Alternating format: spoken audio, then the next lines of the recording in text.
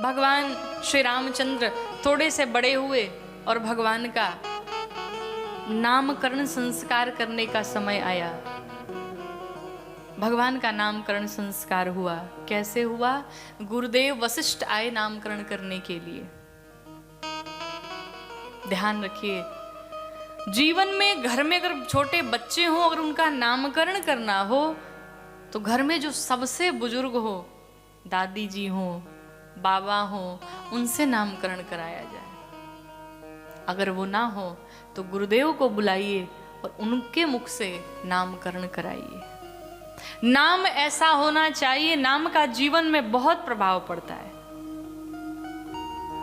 बुरा न मानिएगा, वैसे आजकल के नाम बड़े अजीब होते हैं।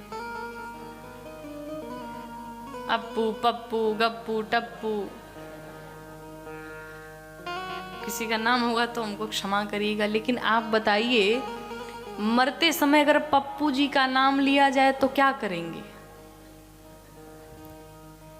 गप्पू का नाम लिया तो क्या करेंगे? गप से भीतर लेके चले जाएंगे, कहां से पार करेंगे? नाम तो हमें उनका लेना है जो इस भवसागर से हमें पार कर दे। अजामिल का नाम सुना होगा ना आपने? भागवत जी की कितनी कथाएं श्रवण की होंगी आपने। अजामिल ने कितना पाप किया, लेकिन एक संत के कहने पर उसने अपने पुत्र का नाम नारायण रख दिया। परिणाम, दिन रात नारायण पानी लाओ, नारायण भोजन लाओ, नारायण ये लाओ, नारायण वो करो। नाम तो लेता था अपने पुत्र का, लेकिन था तो भगवान का नाम। परिणाम ये हुआ कि नारायण जपते जपते अंत समय में भी जब यमराज के दूत आए तो भगवान ने अपने पार्षदों को भी भेज दिया। अजामिल चिल्लाने लगा, नारायण मुझे बचा लो, बड़ी पीड़ा हो रही, बड़ा कष्ट हो रहा है। आपको बताऊं, उसका पुत्र तो बाद में आया होगा, लेकिन मेरे प्रभु नारायण के पार्षद पहुंच गए। यमराज सोच लगे, प्रभु जिसने जीवन में पाप किया, सिर्फ हत्याएं की, आप उसके लिए अपने पार्षदों को भेज दिए।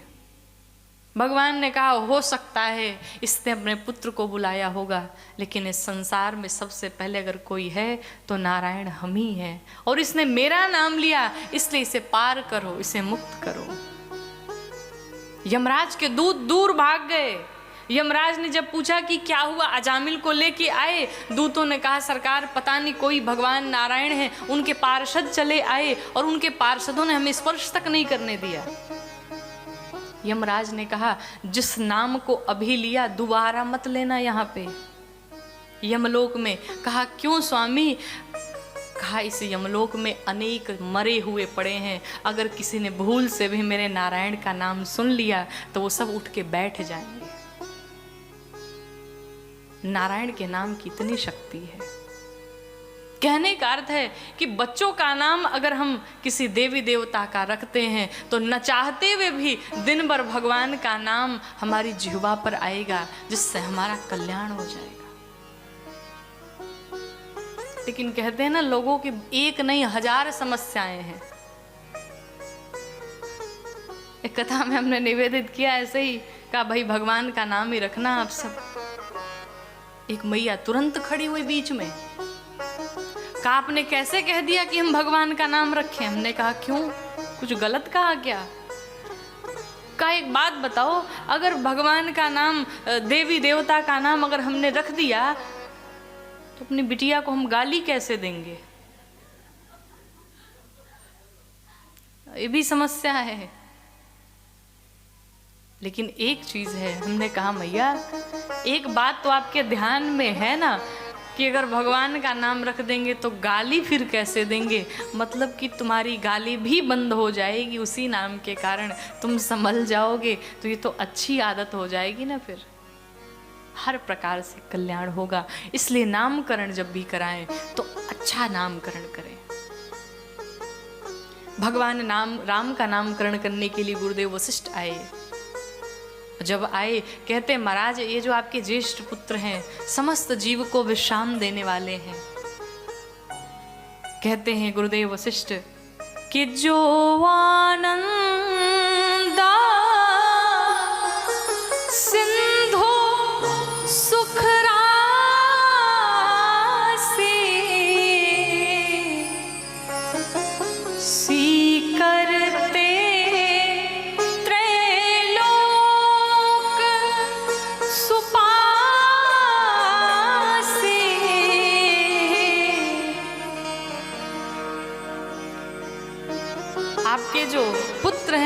ये समस्त जीव को विश्राम देने वाले आनंद के सागर हैं, सुख के धाम हैं।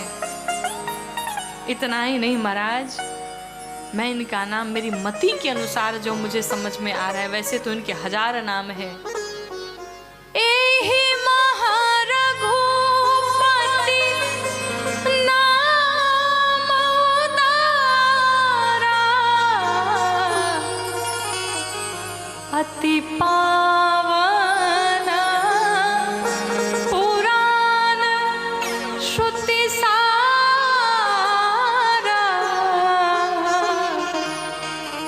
कहा महाराज, मेरी मति के अनुसार जो मुझे नाम समझ में आ रहा है, मैं इनका नामकरण करता हूँ, इनका नाम मैं राम रखता हूँ। 4 वेद 4 उपवेद 6 शास्त्र 18 पुराण 18 उपपुराण, संसार में जितने ग्रंथ हैं उन सभी ग्रंथों की ये सार है। इनका नाम लेने मात्र से जीव को शांति मिल जाएगी, जीव को विश्राम मिल जाएगा। अतएव मैं इनका नाम राम रखता हूँ। पूरी सभा बोल पड़ी, बोलिए रामलला सरकार की। दूसरे तरफ श्री भरत जी बैठे थे। कहा महाराज, विश्व भरण पोषण कर जोई। महाराज, ये जो आपके दूसरे पुत्र हैं, ये समस्त विश्व का भरण पोषण करेंगे। क्या करेंगे? इस शरीर को आवश्यकता होती है भोजन की, और इस आत्मा को आवश्यकता होती है भजन की।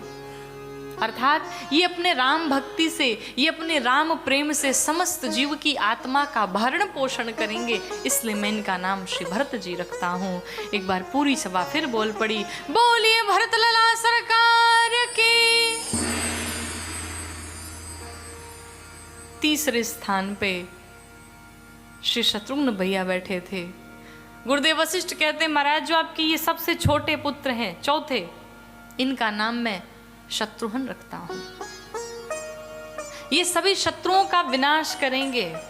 कौन से शत्रु? काम, क्रोध, लोभ, मोह, मद, मत्सर, ये जितने शत्रु इसका विनाश करेंगे। और आपको एक बात बताऊं, श्री रामचरितमानस जी में, पूरी मानस जी आप उठा के पढ़ लीजिए, शत्रुघ्न भैया कहीं बोले ही नहीं है, मौन रहे। इससे में सीख क्या मिलती है? कम बोलना चाहिए। कुछ लोग की आदत होती है, जहां आवश्यकता ना हो वहां भी कूद पड़ेंगे, वहां भी बोल पड़ेंगे। न भी आवश्यकता हो तो बताएंगे हम क्या हैं। अरे भाई, आपसे परिचय पूछा जाएगा, आप बताना। और अगर जीवन में सक्सेस पाना है, जीवन में अगर सफल होना है, तो ये सूत्र समझ लीजिएगा, कम बोलने का प्रयास करिए। कुछ लोग होते हैं, काम कम करेंगे, बातें ज्यादा करेंगे, होगा कुछ नहीं, लेकिन बोलेंगे बहुत ज्यादा। अगर आपने देखा होगा, जो बड़े बुद्धिमान होते बड़ा शांत रहते। क्यों? दिमाग से काम लेते अपने। उन्हें अपने शत्रुओं को पराजित करना है, तो वो उस चक्कर में रहते हैं कि हमें क्या करना चाहिए। और ऐसे लोग तो हमेशा बोलते ही रहते।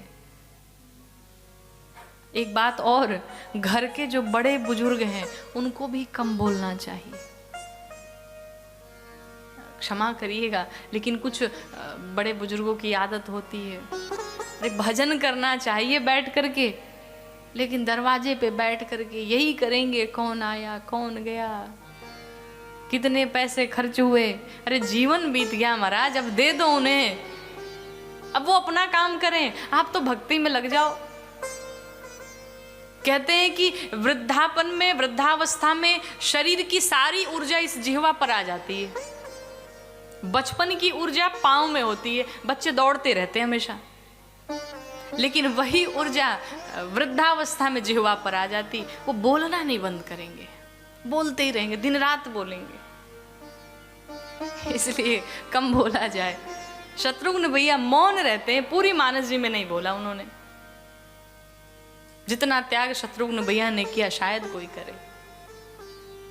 तो कहते हैं ये सभी शत्रुओं का विनाश करेंगे, इसलिए मैं इनका नाम शत्रुघ्न रखता हूं। बोलिए शत्रुघ्न लला सरकार की। वो तीसरे स्थान पे श्री लक्ष्मण जी बैठे थे। कहा महाराज, ये जो आपके तीसरे पुत्र हैं, आपके तीनों पुत्रों में तो एक एक गुण है, लेकिन जो आपके तीसरे पुत्र हैं ये समस्त शुभ लक्षणों के धाम हैं। और सबसे प्यारी बात ये, राम को बड़े प्रिय होंगे। आपके चारों पुत्र दो दो की जोड़ी में चलेंगे, राम के साथ लक्ष्मण, भरत के साथ शत्रुघ्न। कहा मैं इनका नाम लक्ष्मण रखता हूं। लक्ष्मण का अर्थ क्या है? लक्ष्य, धन, मन, अर्थात जिसका ये मन अपने लक्ष्य में लगा हुआ है वही है लक्ष्मण। लक्ष्मण जी का लक्ष्य क्या है? भगवान राम की भक्ति को पाना, भगवान राम के प्रेम को पाना, भगवान राम के शरण को पाना, भगवान राम के चरणों को पाना, यही लक्ष्मण जी का लक्ष्य है। इसलिए मैं इनका नाम लक्ष्मण रखता हूँ। पूरी सभा फिर बोल पड़ी, बोलिए लखनलाल सरकार की। इस प्रकार से सबका नामकरण संस्कार हुआ।